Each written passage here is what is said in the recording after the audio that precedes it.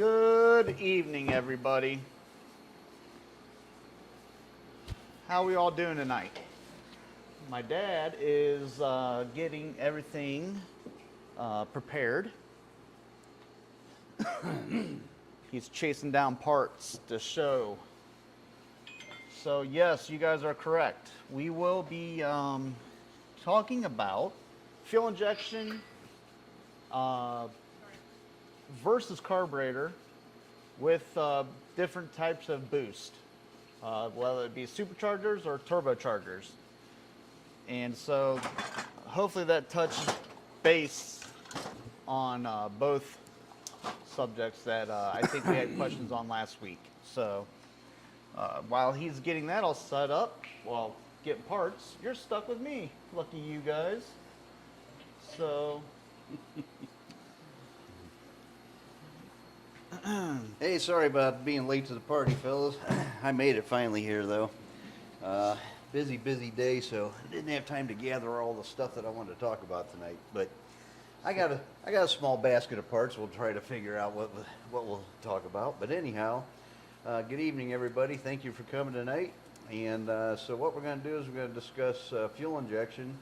I got a carburetor here too. It's a Dominator. So I was trying to find the throttle body for the fuel injection that I have here, but I couldn't find it and get here in time. But anyhow, so there's different kinds of fuel injection. You got throttle body injection and you have port fuel injection. And now some of the new manufacturers, and it's been around for a long time, it's nothing new, but they got direct injection, which means it's directly injected into the cylinder. So throttle body injection, or TBI is what the acronym is for it, is basically what it sounds like. It's a throttle body, and it has the injectors in the throttle body, and it still works like a carburetor except for it's electronic. It's controlled by a computer. And so the problem with that is, and the reason that all the manufacturers swapped over to port fuel injection, which is right here in front of me. This is a port fuel injection. Has an injector for each individual runner. That's why they call it port injection, because it injects it directly into the intake port.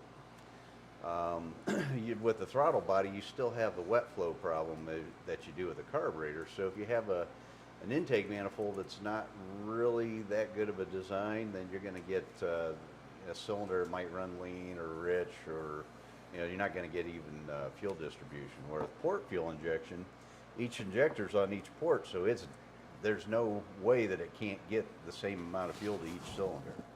And then with direct injection, it's even better yet, because you're putting it right into the combustion chamber. And so when you do that definitely, you don't have any kind of, because even with a port injection, you got your distance from here to the valve, which is the intake port, and you can have a wet flow problem still, even that little short distance. And then of course everybody knows what a carburetor looks like, but what's cool about fuel injection is you're going to have 1,000, like this setup here is a Edelbrock Pro Flow 4, and it has 1,000 CFM throttle body on it. This is 1,050 CFM carburetor, okay? But you have a booster in the center of this. So what ends up happening is this hole is a lot bigger, because that booster actually is a restrictor. And so with a throttle body injection, the bore on this is probably not much bigger than like an 850 CFM carburetor. It just doesn't have the booster in there to restrict the flow. now those, I always call them Ventrias, but those are what? These are boosters. Boosters. The Venturi is this part here. Venturi. Yeah. But so the booster, does that shoot the fuel down through there? Yeah, it doesn't shoot it, it draws it through. So it's what happens, there's little holes in there, and it'll suck when air comes by here. And this is kind of a miniature Venturi too, and it speeds up the air rate through there, and it'll actually draw the fuel out of the fuel bowl. And why is that better than having a bunch of holes on the outside of this? Well, you can do that. There's actually another company out there. It's called CNS or CSI. I don't remember the name of it, but anyhow, it's an aerosol type deal where it actually has a tube like this vent tube that comes into the Venturi, and it's got holes on the bottom side of it, and it draws fuel out of that like a straw. And now of course you got this booster, and you have different boosters for carburetors too. You got a down leg or a standard booster, which is this one here is a oh shoot, my brain just went dead on me here.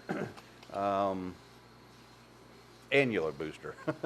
Trying to think what the heck it's called. Anyhow, an annular booster, what it does is it's got like a shower head in there. It's got a whole bunch of holes around in there, which atomizes the fuel better because it has a smaller hole and it can break up the fuel a little bit better as the air rushes by it. Where a down leg or a standard booster just got one big hole and it draws fuel out, and you can actually see it whenever it's under full throttle. You can see it pulling out of the boosters. So with injectors, to add more fuel, you have to, what, add more voltage to them and to a certain point, and then you have to get a bigger injector if you need more fuel? Well, you got pulse controls it with the ECU. It controls how many times it opens and closes that valve or injector, and so it's called pulse width, and you can adjust that. But you only want to run an injector at about 80%. You don't never want to run your injectors at 100%. So a lot of times the injector's a little bit bigger than what the engine actually needs, only because you don't want to overtax the injector. Not to mention, if it does get to 100% and it goes beyond 100%, you could make the engine run lean because you don't have enough fuel. And it doesn't matter, I mean, the injector's wide open at that point. So would you say that those boosters there would be like equivalent to like a pulse on a fuel injector? Well, I mean, obviously it's... I know there's metering blocks and other things that control the fuel flow and everything, but just like because like this right here, I would say it's a quick change of, you get on your computer and you flash the computer with, say it's at 50%, you reflash it to 65, but with the carburetor, if you wanted to get more fuel, do you just jet it up then?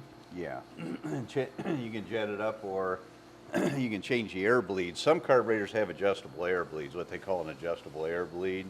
And what that means, it doesn't mean the air bleed itself is actually adjustable, but they come out, they unscrew out of the carburetor, and you can put different size ones in there, so you can adjust the air bleeds. But yeah, so, you know, to lean or richen the fuel mixture, you either can put a bigger jet in it or a smaller jet to do that. And if you start fine tuning it and you got one corner that's a little bit leaner or richer than the other one, you can actually fine tune it by changing the air bleeds in the top of the carburetor. And you can do that with your idle, you can do it with the mid-range, and you can do it with wide open throttle.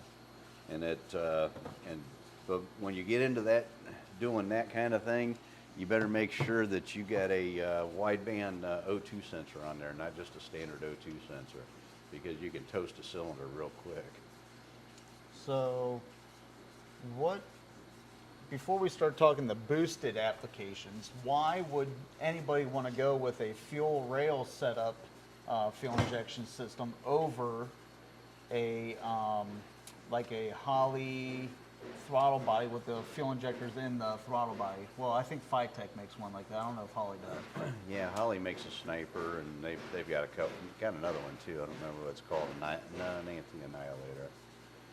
Maybe Eliminator or Terminator, maybe. Terminator. Yeah, Terminator. So yeah, they've got a throttle body injection, and it works pretty decent. As a matter of fact, I don't know if Steve Lemou's on tonight or not, but he's the guy with the Blue 70 GTO from Michigan that was in Drag Week this year, and had that 535 Tiger engine that we did for him. But he's got the throttle body injection on that car, and it works pretty good. I mean, that car's running 137, 138 mile an hour, and so he's, you know, it's a wet flow, what we call wet flow. So that's another thing. So if you have a throttle body injection, and of course it's like a carburetor, that's a wet flow because the intake manifold's getting wet. That's why they call it a wet flow. So what would be the benefit of having that? Well, for an NA motor, you can probably tune okay with that, and you get get good results. But if you're going to do a turbo engine, you really need to have port injection.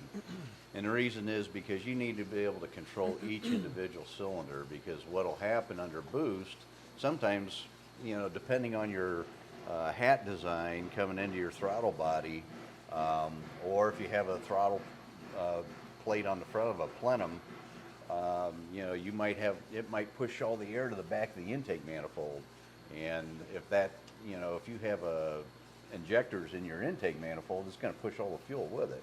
So you have to have, in my opinion, you don't have to, but I would highly suggest that you would run a port injection on a turbo, or you don't have to so much on a supercharger deal, but it's even good on supercharged engines too. So. Well, I would say more so with the Pro Charger type of supercharger. Yeah, because you're blowing through the throttle body like you would a turbo. Yeah. But, you know, the root style superchargers too, I mean, you got those big long rotors in there and they're twisted, and it's churning up that fuel and air inside there. So, and they've got what they call a retro, and then they have an open face blower. And a retro is basically got a big pie shape in the front of it, and it pushes all the air through that pie, where the open ones, the whole bottom side of the blower is open. And it probably distributes fuel a little bit better than a pie shape. And then they also have, for those types of blowers with the root style, you have the they look like big tubes almost, that with the nylon or Teflon or whatever those. Well, those plastic, are the rotors in there, yeah. Yeah, but they also have the ones that are like screw driven. Yeah, they yeah, like a Whipple or Axiom. Those have different. They have a different rotor in them. But like a Littlefield or Dyers or Wind or somebody like that, they've got an actual twisted. It looks like a tube, like he said. It's an extruded tube. Well, a lot of them are billet now. Yeah. And they have wipers on them that are made out of Teflon, and tightens up the clearance in between those. So Compacts more air. yeah, pushes more air in. All right, let's see here. Let's get to some comments. Mark Marshall said, "What's the topic tonight?" So the fuel injection with the boost and everything. Yep, Mark, does this intake look familiar to you? John Dornbush says he's here with all his bells on. Well, John Dornbush, he was the lucky winner of the Ohio State Buckeye sign, and we also sent him a T-shirt too. So hopefully you have your bells on your nipples too. well, I wouldn't be a bit surprised if John is sitting there in his T-shirt with his Ohio State sign right behind him, and he's probably got that Christmas ornament hanging on his tree already. Perfect. Johnson CNC Designs is with us, aka my wife. And Philip III is with us. Good evening, Philip. Good evening. Daryl is telling me the sound's repeating. I think we fixed that.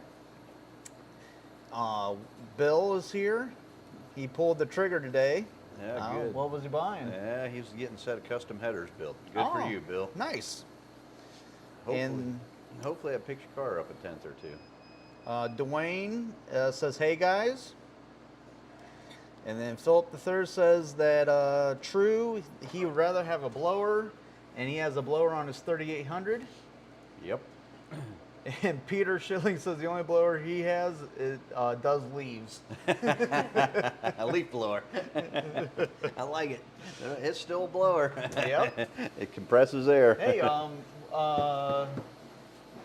what's that guy that was with Freiberger for a while and they did road? I don't know. I don't get to watch TV, so you're going to have to recall that guy. Finnegan. Oh. Didn't they take a bunch of leaf blowers and they taped them all together in the back of like a Mazda or something? And it wouldn't surprise me. They do some silly stuff on that show. I don't know.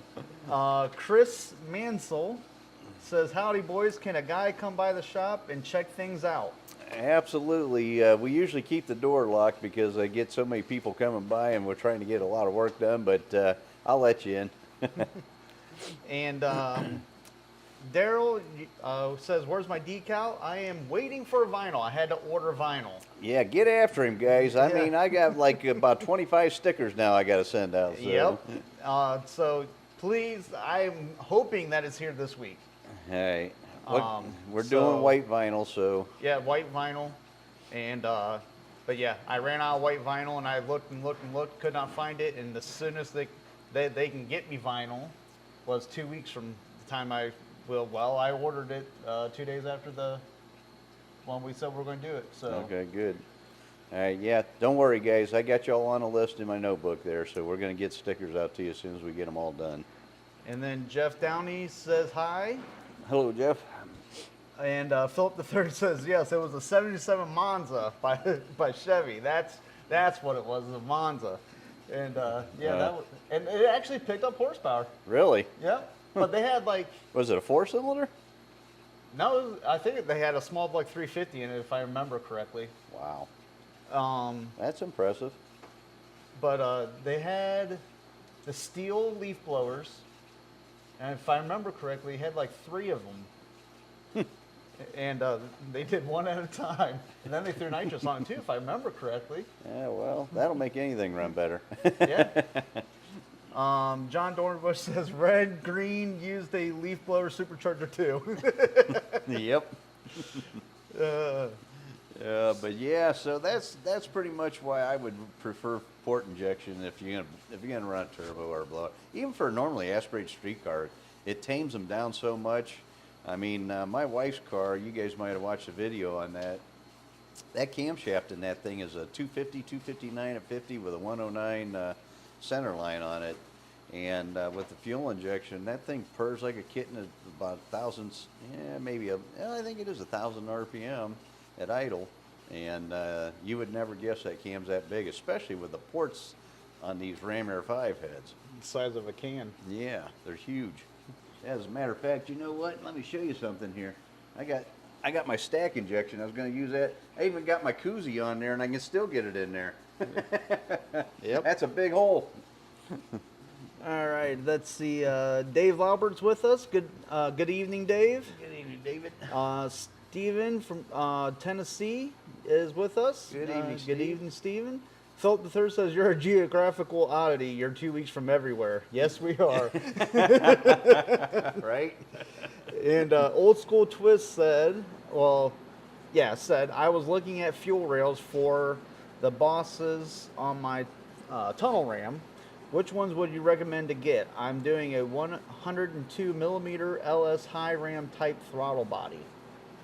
Well, what we do is for our Ram Air 5 stuff, we actually buy extruded fuel rails that you machine yourself. Now for the Pontiac, I don't know, you might luck out. Well, you know what? Edelbrock makes these for their Pontiac intake manifold, so this might work for you on the tunnel ram. I don't know. Well, you'd have to measure these, and then if you give me the measurements, I'll measure them and see how close they are for you. So you might be able to just buy these fuel rails for the Pro Flow 4 Pontiac intake. But if not, I buy extruded fuel rails from Holly, and we cut them to length and machine them ourselves in-house here. Now, do you think this fuel rail will be big enough for what his application would be? It will be. You know what's surprising to me is that, and I've seen it even on the some of the top sportsman cars. It's amazing to me that they're running number 6 intake or fuel lines, and especially with the nitrous that them guys run or blowers or whatever. But it flows enough volume. Supposedly number 6 line's good for like 1,200 horsepower. What should But that's with electric pump. If it's a mechanical pump, no way. Oh yeah. What kind of fuel injector do you think he should run? Well, he's going to have to determine that himself. There's different types. There's an EV6. There's a I don't remember all the names of the. And what basically it comes down to is the connector, and then of course you got a Pico, which is what this is, or Pico. I'm not sure how they say that. It's PICO. And what those are is basically the length of the injector. It's a short injector and it's small, and that's what we use. We use a lot of those. And they seem to be fine. I mean, they don't overheat and everything works well with them. What size injector do you use on yours? On which ones? On your Ram Air 5 head? Depend- Just a tip, like on Mom's Firebird. Yeah, Mom's car's got, I think 60-pound injectors in it. Okay. And so it depends on the horsepower. There's a calculator online. You get online that'll calculate and you make sure you put it in at 80%. Don't do it at 100%, and it'll tell you what size injector to run. So you got to be honest about the horsepower too. And you know what, guys? I don't want to be like a Debbie Downer when it comes to dyno numbers, but these dyno numbers that I see from all over the place, there's no way that these engines are making that kind of horsepower. And so consequently, you'll end up, and you can tell, like when we put an injector in for our Ram Air 5 stuff, I pretty much know what these engines make for horsepower, and it's not what you're seeing on dynos. And you can tell that the injector's the right size because it's only running typically about between 60 and 70%, which is about where you want the injector to run whenever the engine's even under full throttle. And the only way you can get the injector that close is you got to be honest about the horsepower. So if you think it's making 600, it's probably making 550. And you got to punch in the right numbers to get the right result. But yeah, that it's everybody likes seeing that big horsepower number. But like I tell all my customers, I don't care what the horsepower is. You go to the racetrack and give me an ET at a mile an hour, and I'll figure out the horsepower. And it's you put the engine on the dyno, it's in a perfect environment. It's getting cold air pumped into the carburetor or throttle body. It's being corrected for zero sea level atmosphere, and you're not going to race at that. That's just not you're not going to run in ideal conditions. So, it might do that if you go to sea level track somewhere on a 60-degree night. You might make 600 horsepower, but most of the time you're going to be in Ohio with a 90-degree day and you're at 3,800 feet, and you're making 520 horsepower. It's just the way it is. So we got some more comments here. John Dornbush says higher PSI with fuel injection. So yeah, you got to go with an electronic fuel pump. Yep, you're going to have a pump that'll keep up the injection. Typically we run like a 90 or right around 90 PSI pump. And then regulate it down to, these usually take right around 50, I think they're right around 48 to 52 PSI. And then Bill says he got the 440 running, smiles on Mike. So, Who said that? Bill Rossenberger. Okay. And then the camera froze. They're telling me that. Yeah. And I got it on that camera right now. Oh, okay. Sorry, I'm looking at the wrong camera. And Jeff Downey said they sell mechanical fuel pumps that are rated for 800 horsepower. What are your thoughts? I'm not sure which one you're talking about. Probably the Rob Mick or whatever that company is that sells a mechanical fuel pump. And he claims that they do that. I've got one of them pumps here, and we had it on a customer's engine. It probably made around 500 horsepower, and it seemed to keep up. But I haven't pushed one of those to the limit, so I don't really know. I can't honestly answer that. We always go electric whenever possible.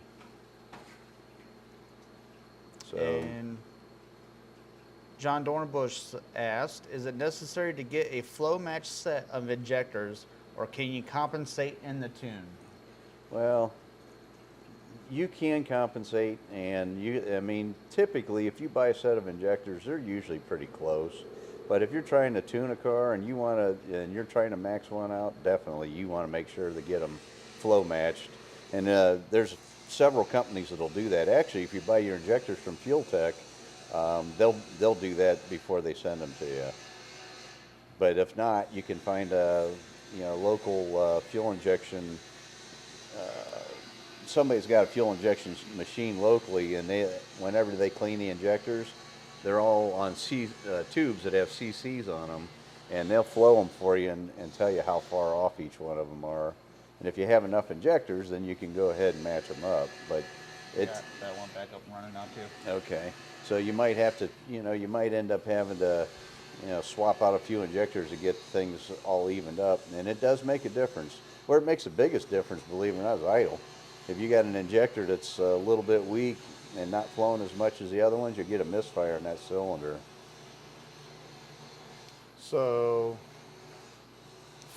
if I'm understanding this correctly, you said that you can run different pound injectors on each. No, you want to run the same pound fuel same injector. poundage, But you can match them all up. You might, this one here, if you float all these, they're all brand new injectors, and 7 of them might flow, say, I don't know, I think these are 38 pounds. And they might all flow 37.5 or 37.8 or whatever, and you'll get one that flows 36.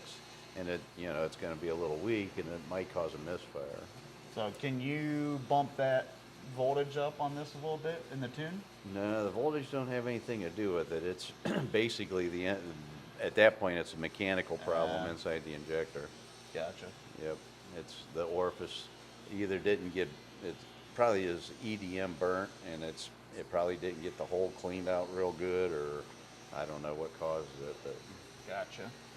So if you bought a new set of injectors, do you personally test them? Not for most of the stuff we do. Most of our stuff is street cars, and we don't really need to.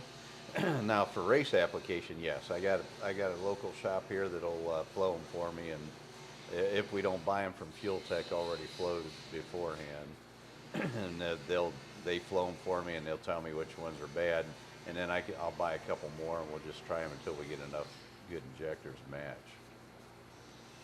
But typically, like these ones here we buy from Edelbrock, I float a couple sets of these now, and they're usually pretty good. They're within probably 0.5% of each other, which is really, really good.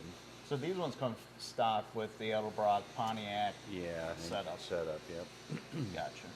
And depending on the horsepower range, you get different size injectors. Some of them are 27 pounds, some are 35 pounds, some of them are, I think the highest one that Edelbrock has is an 80-pound injector. For Pontiac? No. Oh. For big block Chevy. Oh. But you can use them. Everything's the same on that ProFlow injection, so it doesn't matter. The engine don't know whether it's a big Chevy or Pontiac engine, so if you're making enough horsepower and you need an 80-pound injector, you can use the 80-pound injector out of it would come in a Chevy kit, but technically it doesn't know what kit it's going in. Do they sell just these intakes still, right? Mm-hmm. So if you wanted to go with a twin turbocharger and want to run this intake, which, I mean...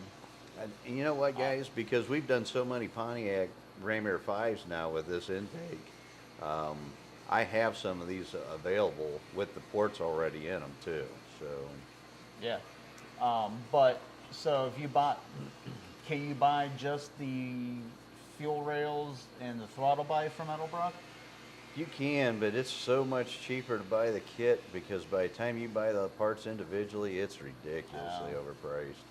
So, the only way that I would, like those intakes that I'm hanging on to, sometimes you'll luck out and you'll find somebody that's got a kit on Facebook or eBay, and, you can pick it up instead of paying, these, believe it or not, this is a smoking good deal from Edelbrock. You get the throttle body, you get the fuel rails, you get the fuel injectors, you get the intake, you get the correct distributor, you get the wiring harness, you get the ECU, and you get all the sensors. You get pretty much everything except for the fuel pump. That's the only thing that doesn't come in a kit, and they're like $2,500. I mean, that's ridiculously cheap. Yeah. By the time you figure out how much it costs you for a new intake manifold, a new distributor, and a carburetor, if you got to go carburetor, it's not much different. No. Actually, depending on what carburetor you get, it might be a little bit more. It could be, because some of the carburetors that we buy for some of the applications we do are $2,000. Yep. So, yeah, it's crazy. So by the time you buy an intake and a distributor, you're over $3,000. Yeah. Philip III said, I wouldn't take a chance. I'd use an electric fuel pump with fuel injection. You don't want to lean on a cylinder. Yeah, or all of them. Yep. Definitely don't want to do that. You know what? Let me back up that mechanical pump too. You know what? He might have been referring to, and you know what, Philip? There is a mechanical pump, and a lot of your like top alcohol funny cars and stuff run them, and it's belt driven. Yep. It's run off the or it's driven off the camshaft. That's a mechanical fuel pump, and that thing moves a lot of fuel, and you have to send them out and get them flowed and rated for your application. There's actually Lenzler and there's some other, if you want to do a belt drive type deal or a cam driven one it'll supply 5,000 horsepower. And that's, I mean, you hardly see those though. Well, Everyone in uses- racing you see them, but on the street you're not going to see it, you know. Oh, But didn't- you might, you know what, some guys do run a belt driven pump. The only thing that scares me about a belt driven pump is, you know, you lose the belt, especially if you got a blower on it or turbocharger. The fuel goes away, guess what happens? not good. Not good at all. John Dorbush said, I heard that if you use too large of an injector, some of them will idle well. Say what now? Run that by me again. If you use too large of an injector, Yeah. some of them will idle well. Will idle well? Yeah. Will not idle well? Maybe that's what he meant, but some of them will idle well. We gotta think about that for a minute. And then Old School Twist says, I'm thinking I should be around 425 or so without boost. It'll be about 8 to 12 pounds max. Okay. Yeah, you know, I would run a electric fuel pump, and there's a company out there now that makes a standalone little control unit for the electric fuel pumps.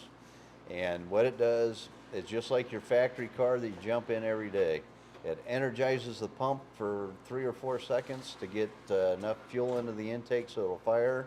And then once it senses distributor signal or RPMs, then it'll turn the fuel pump on. And so that way, if for some reason the car stalls, it turns the fuel pump off. It doesn't leave, the pump won't be running, even if the engine's not running. So I just ordered one of those actually today for a job we're doing right now. And John Dorbush meant to say yes, won't idle well. Yeah. So what'll happen if you try to put too big of an injector in there, and that's a big reason why the guys don't like those. You know what? I got that. Hey Jamie, would you do? Well, that might be too heavy for you. Where's that? That fuel injection setup over there. That's on that blower. that. That mechanical injection. So the old mechanical injection, the Enderley injections, you know, those things are either idle or wide open throttle. They're not good for cruise RPM, and that's why a lot of guys, they want to run this setup because it's old school cool. But you Might be too heavy for me, really. well, I didn't know for sure. I'm sorry. My daughter-in-law, she got muscles. But anyhow, this is an Enderley fuel injection setup, and it's mechanical. So it's got all these are injectors in this hat, which is pretty cool. And then it's got what's called a barrel valve here with a bypass on it. So reason they only work good at wide open throttle or idle is because in between here they're not regulated real well with that bypass. So at idle it's regulated well. Well, that's wide open, I'm sorry. At idle, yeah, there's idle. It's regulated well, but then right here not so much. There's wide open, so you don't have to worry about it. It pretty much goes wide open just off idle, and that's why it doesn't work real well when you're trying to drive it on the street. But yeah, this is a cool setup. It looks badass, but you really need to convert it to electronic so it's street friendly. All right. Steven asked, is that a CNC mill running in the background? He's probably listening to Brandon grinding and welding. And Yeah. Yeah, it's either that or it's her CNC machine over here working. It could be that Yeah. too. Yeah. Yeah, Jamie she- is running the CNC laser that we have over here. Yep. And Philip III said before NHRA Pro Stock went to fuel injection, they were all running dual quads, so that means there has to be thousands of dual quad intakes made for Dominators out there as race junk. Oh yeah, you would be absolutely amazed. I've been to several pro stock shops of pro stockers that have raced for years and years and years, and every one of them. And I bet Warren Johnson's is like this. I bet all the big names are like this because they have to be competitive. I walked in their storage room where they keep the carburetors and intake manifolds, and they're stacked up like cordwood. I mean, it's unbelievable how many different carburetors they have for different tracks, for different atmospheres. And those carburetors for pro stock are not cheap.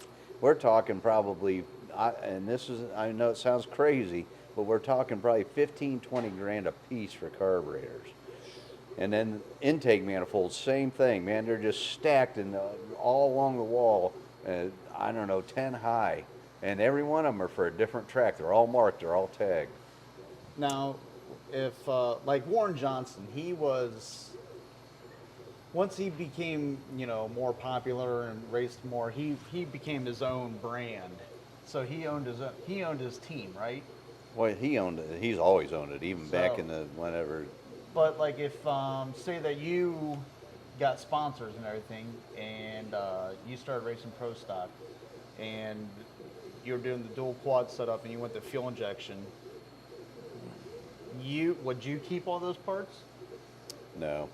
I mean, why would you take up all that space? I mean, they may not want to get rid of them for sentimental reason, but there's no reason for them to keep them anymore because NHRA Pro Stock doesn't look like they're going to go back to carburetors. So, you know, it's mandatory you run fuel injection Right. now. So, So yeah. you would think with money being an issue, even right now for these guys, even though they have sponsors and everything, you would want to Sell all that sell stuff. it. Yeah. I mean, I see keeping like a few of them. It's not worth as much as it used to be, though. You know, and the other thing is too, the pro stock engines are so unique that you can't, you know, those intake manifolds. You might be able to run them with an adapter or something, but the port size is so big that most guys can't even use them. And I would want it like a pro stock intake if for like $150 and have them sign it. yeah, and put it on a wall for wall Yeah. art. Yeah, that would be cool. And because you're talking about, you know, for them to have an intake built like that, even back 20 years ago was probably 10 grand. So, yeah, Right. it's crazy. But yeah, it would be cool to have it for wall art. Yeah. And then the carburetors, you can use those. I mean, the only thing is those are very, very, very specific carburetors and highly fine-tuned for like 10 to 11,000 RPM. And not many of us run our engines at 10, 11,000 RPM. Yeah. Jeff Downey says he was thinking for a carb. And Chris Mansell wants to know what kind of beverage is in your green koozie. This is my go-to because you know what? I don't like drinking as much anymore. And then Gary Andrews, he has a 75 400 two-barrel engine that's got a azalea bush growing through for 30 years. Do you think it's any good? Had it in a 72 GTO, long story, still have a hood latch assembly. It's my Christmas tree. Nice. No, absolutely. What if it's a 75 and older engine? Definitely, it's worth something. You want to keep it because they're getting harder and harder to find. And then Philip III said, that's where I'm going with this. I'd love to buy some of those intakes. Yeah, yep, you could. You know, if you, it's like NASCAR engines. You know, they have to update every year to be competitive. And I mean, to me, it's a no-brainer. I guess the SP2 wasn't as great an engine as what everybody thought it was or thinks it is, but it's still, you're getting all the state-of-the-art technology with parts that are so that if you were to build that engine yourself and pay somebody to do the R&D that they do on that stuff, it would cost you $250,000 for an engine like that, and you're buying them on eBay for 10 to 15 grand. Yeah. And they make 900 horsepower. Yeah. I mean, that's a no-brainer. And they sound really cool. Yeah, they're 9,000, 9,500 RPM engines. I mean, I don't know why more guys don't do that for their drag cars. You can't build an engine like that for 10, 15 grand. Hell, I'll just get an 80s Camaro, slap some rolling black paint on it, slap a 3 on there, slap one of those motors in it, and just cruise to town. Well, why would you do that? You can buy a Dale Earnhardt car right off of some of the auction sites and drop the engine in that and go around town. I think there's a YouTube guy that does that. Well, Who did Cletus, that? he did it with his truck. That's a Dale Earnhardt truck. Did he? Yep. There's another guy that's got an actual stock car, and I've seen him going through the drive-thru at McDonald's or Wendy's or something. Yeah. Yeah. Philip the Third says he's on beer number 3. Hey, you go, Philip. I'm not drinking that hard tonight. I get up every morning about 4:30 to go work out, and man, I tell you what, if I drink more than 3 beers, it's rough for me to get out of bed in the morning. So I try to cut back a little bit. I used to be, we'd hang out here at the shop, and it was nothing for us guys to drink 8 or 9 beers a night, but I don't do that anymore. I don't have it in me. I'm going to see if I can get that camera turned around. My dad's got a really cool motor in here. Well, they seen it last week, remember? All of the 56 GMC engine? Yeah. Oh, yeah, no. They haven't seen that. I did Yeah. put a short on there. But not to get off subject or anything, but I mean, how often they only made 200 of those. I don't said. know. Really? Yep. I didn't know that. And it was only for the year 56 of everything I could find online. And you know what's so ironic about that? I've got another one coming up from Texas. This one's from West Virginia, and I got another one coming. And it's weird how things happen, but I've got another one of these coming up from Texas that's coming out of a tow truck that we're going to rebuild too. But yeah, this is a really cool engine. It's got this is how advanced Pontiac was back in the day. Check out that reverse cooling on the front of that thing. I don't think it worked out for Pontiac real well, and that's why they got away from it. But that was state of the art back in the day. And we built a couple reverse cool engines, and we've never had any trouble with them. They work good. You know what's cool about that engine too, son, is look at that balancer. That kind of looks like a Super Duty balancer. It's not, but it looks like a Super Duty balancer. Right. I mean, that's just cool. And check out that oil filter and the housing on that thing. That thing's monstrous. Yeah, that's an old canister style. You just unscrew the canister and there's a filter inside of it. That's pretty cool. I wish I could get more USB cable, but that's all I got. Yep. So yeah, we get some really cool stuff in here, man. It's just yeah, we get stuff from all over the country, all over the world. Actually, I got customers all over the world. But yeah, they only made 200 of those from everything I could find, and that was just a quick 20-minute search. That came out of a 1956 GMC pickup truck. Yep. And the I was trying to think of they had a special name for them because GMC labeled that motor as a GMC 318. 318? Yeah, that's what they said. Huh. But they you know, the people that had them had a special name for them, and I forget what it was now. Interesting. I'll have to do a little research on that. Maybe we'll do a video on that when you're rebuilding it. Yeah, for sure. Because I was looking at that earlier, and I thought it was a GMC motor. I thought it was like a It's painted GMC red. Yeah. So. And I honestly thought it was a GMC motor, but I was telling my dad, I'm like, man, this looks a lot like a Pontiac. He goes, this thing looks like a lot like a Pontiac. I said, yeah, it's because it is. Yeah. That was pretty cool. Though. Because the 389 had the same kind of water pump on it that you had. That 59 we did. Yep. Yep. So for that 59 Bonneville convertible. Yeah. That was a beautiful. Oh, it is a beautiful car. That guy, since we rebuilt that engine for him, we did that 2 years ago. He's already put 100,000 miles on it. Holy moly. Yeah. He don't let no grass grow under his butt on that car. But he drives that thing cross country. He don't care. He'll drive it to California. He goes to Florida all the time with it. Awesome. Yeah, I mean, he drives that car. And that's a great motor to do it with. I mean, well, it was a good test mule for us because we did some trick stuff Yeah. to that thing to help cooling on that thing because it's reverse cool. Yep. So yeah, he said the thing runs 160 degrees even in California. Wow. Yeah.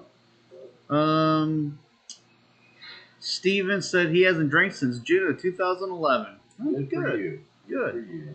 And Philip III said, yeah, 3 is supposed to be my limit. Well, I used to not limit myself, but I do anymore. And it's mostly because, you know what, it affects my workout too much because I get up so early. Used to be I didn't get out of bed till 8 o'clock. Well, now I'm getting up at 4 because I got so much going on here at the shop. And we work I work a lot of hours. I mean, I'm here all day, and I don't usually get out of here till 8 or 9 o'clock at night, sometimes later than that. SB1320 said most aftermarket ECUs are looking for a crank trigger wheel with a missing tooth design. Who makes bolt-on Pontiac trigger wheel like this? You had an MSD one, didn't you? No. There is a company. It's I think it's called DIY, and The DIY auto tune.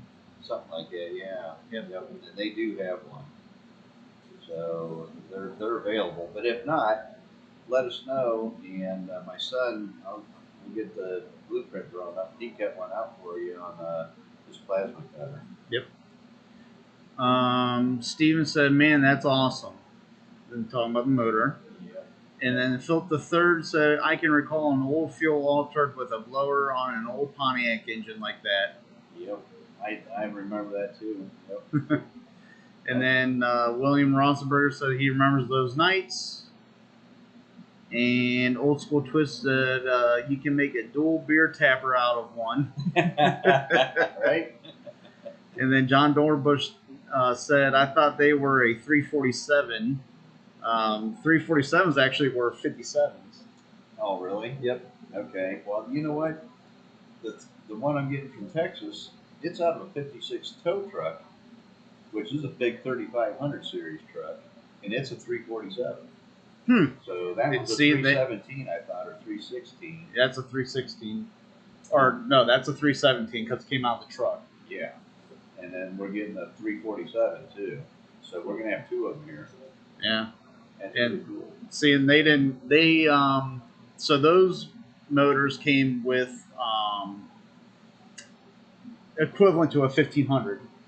Right. Exactly. And then if you had the 10, because they had a 10 and a 15. Okay. And if you had the 10, you had the 6-cylinder. Oh, okay. Was it a Pontiac 6-cylinder? They did not say. I don't know if even Pontiac had a 6-cylinder 56.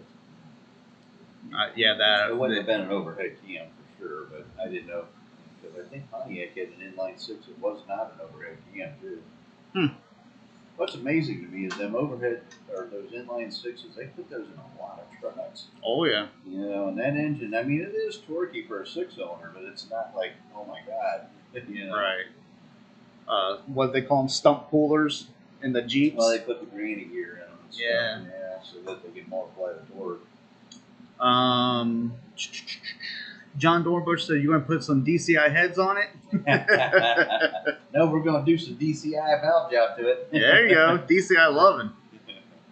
Philip III says, success doesn't come 9 to 5. If you got what it takes, it will take everything you got. And then Old School Twist says, what most boost you'd put through a factory block? Me personally, I haven't put a lot of boost through them. You know what? I've only ever done. I've never built a turbo motor for me, which I really need to do that. I've had a couple of customers that we did, but they were just street cars and low boost deals. Now, there's a guy.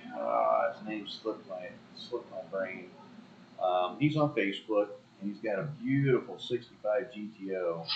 And he runs a factory iron block and iron head, and I believe that he's running probably 30 pounds of boost because he's got the highest factory horsepower turbo Pontiac engine, I think, with factory parts. Yeah, he's making 1,500 horsepower. Yeah, he was in the Pontiac magazines and stuff. I just seen him on YouTube before we got on. Really good guy, super good guy. And I think he lives in Pennsylvania, if I'm not mistaken, or maybe he might live somewhere out further east. But yeah, I've never put a lot of boost to a factory Pontiac block. Now I have abused them NA. I mean, Brandon, the guy that works for me, his car, he's probably making somewhere around 850 horsepower NA with a factory 2-volt main block. I mean, it's got factory caps on it still. It is studded. It's got ARP studs, but it's not got a billet cap or nothing on it. And it's got a 4.5-inch stroke in it. So that thing's getting. That's the car right there. Yep. I'm Pennsylvania. Pennsylvania. Okay. Yep. And let me see if That's I can a sweet car. get this. There we go. I think his name's Dave. Oh, I can't remember his last name. But yeah, that's a badass. Are you sharing that on our screen? Yep. Yeah. So Jensen's engine. Well, Jensen's. I don't know if they build it or if they own it. They dynamed it for him. I don't Oh, think that okay. they build it, but they may have. I don't know. I think he builds his own engine. But yeah, that's a nice car. Nice car, nice motor. 1,500 horsepower made on the dyno. Is that the tire or the engine? Tire. Yeah. That's a little bit more than 1,500 horsepower. Yeah, oh yeah.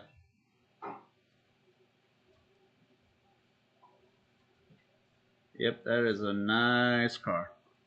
Hey, Philip, I just got my second beer. That's probably it for the night, though. And Philip Thur says, I know of 348, which was the same as the Chevy 409 block. Yeah, so yeah, if you bought a Canadian Pontiac, you got a 348 or a 409 or a 327 Chevy. They call them Beaumonts. And there's another one too. I can't remember the name of it. John Dornbush said they used the Chevy 6 for a few years in the early 60s. Mm. And then Old School Twist says Desert Valley Auto and AZ has a couple of those. I'm looking. I really want a 57 GMC pickup truck, and it doesn't have to have an engine in it. It just has to have a clean body and not all butchered up. And because I want to take that and put a Ranger 5 engine in. I had a 59 Chevy pickup truck, and my wife kicks me in the butt every day for getting rid of that thing. I wish I wouldn't have got rid of it. It was a cool truck, and I could have put the Pontiac in that thing. And trying to find that guy. Which guy?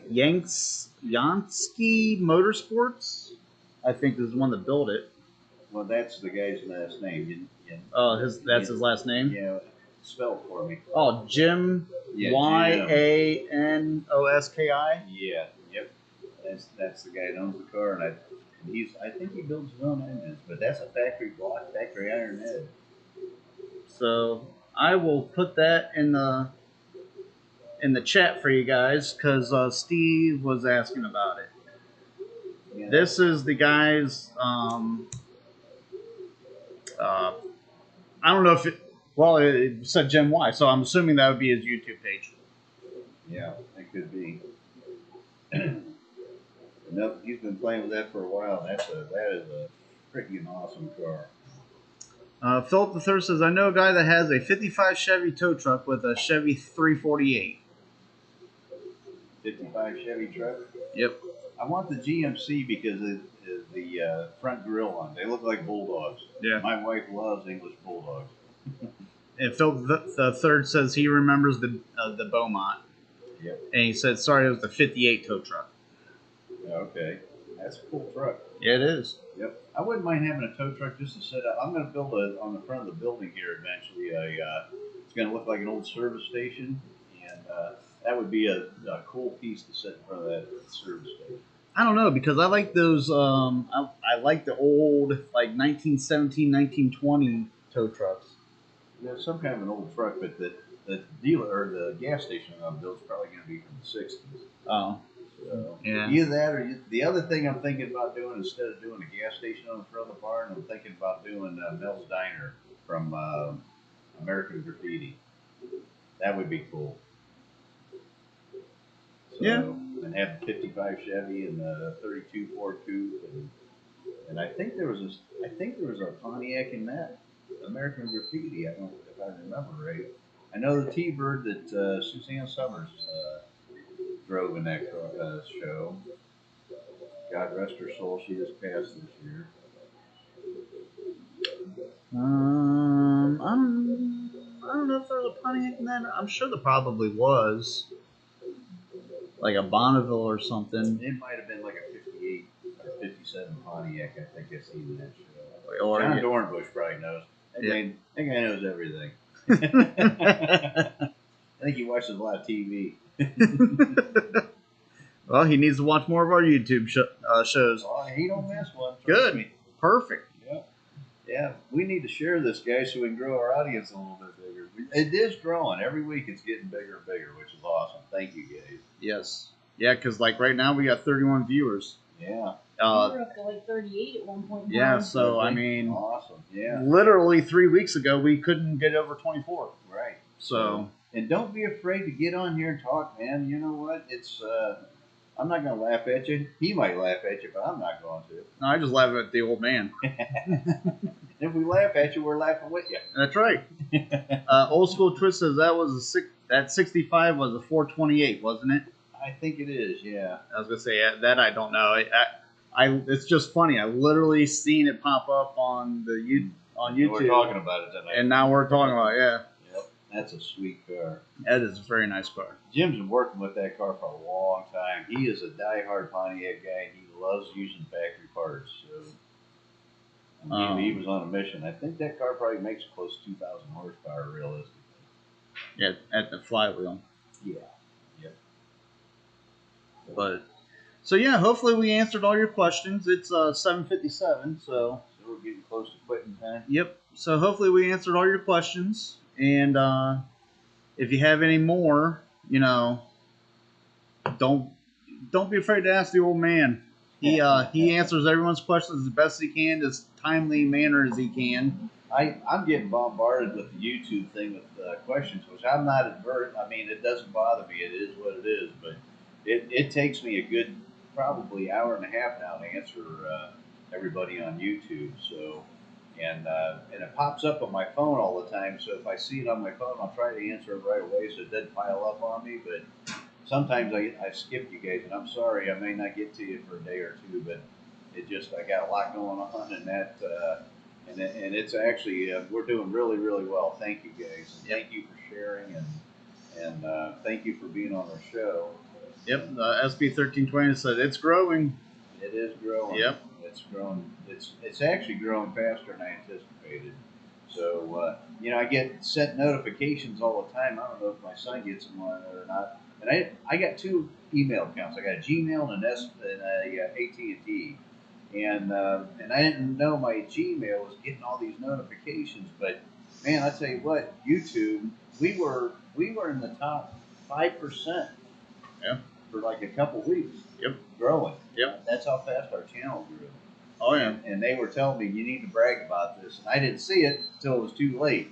So, but they're telling me like there's certain marks that you meet, and as you're growing, and you're supposed to brag about them and to your friends and all your subscribers. And I dropped the ball. John Dornbush said Ron Howard's car in that movie was a Ford, he believes. Yep, it was. And Philip III said the tow truck that he is talking about is for sale. All you have to do is come to Florida to buy it. It's big, like it's C60, only like the old 3100s. He's guessing they called it a 5100. Well, you know what, Philip? If you could, please snap a picture of that with your phone and send it to my cell phone, which is 330 628-3354. And if I went too fast for you, you don't have a pen, I get it. So let me know, and I'll say that again. Or send it to my email. You know what? You have my email, and let me take a look at that. So I might be interested in that thing. I got not ex-employees, older employees that used to work for me down there, and I got friends down there, and so I can get somebody kind of maybe take a look at that. Actually, I got a good friend of mine that just moved to Florida from here, and he don't mind traveling. He's got trucks.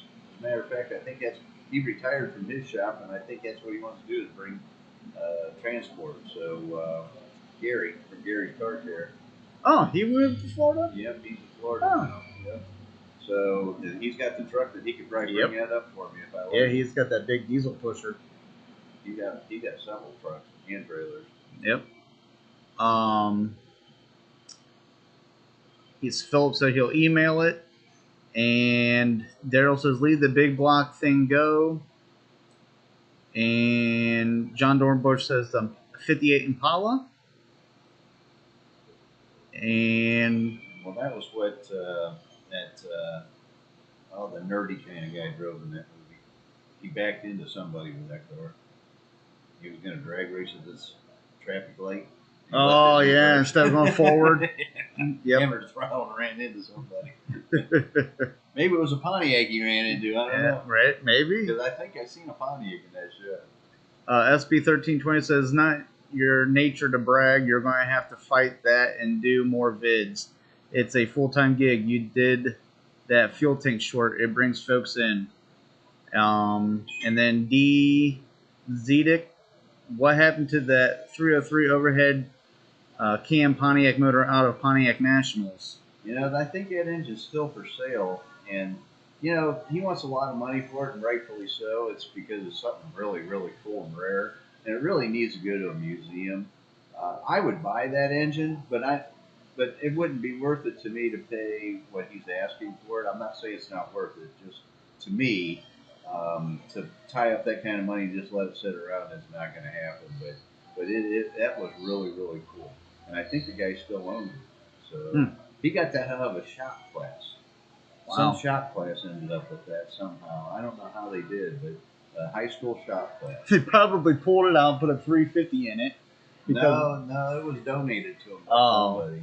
I was going to say, it wouldn't surprise me one bit if someone pulled that motor out because they're like, oh, Pontiac or a Chevy 350 is better. Yeah, well, yeah, you know how that goes. But yeah, we used to have a company here local in Cleveland, and they were buying up muscle cars back in the 80s and 90s, and pulling all the original drivelines out of them and selling the engines cheap and putting crate 350s in every freaking one of them. They didn't last very long. People didn't like that, and they went out of business pretty quick. Thank God. Philip III, this is the part of Florida that nobody comes to, the Panhandle. And John Dornbush and Philip III both said Toad, the guy's name. Yeah, that was Toad. Yep. They like to pick on that guy. Yep. But he wore his pants like Urkel. Yep. But well, that's going to do it for us tonight. And any other questions or anything?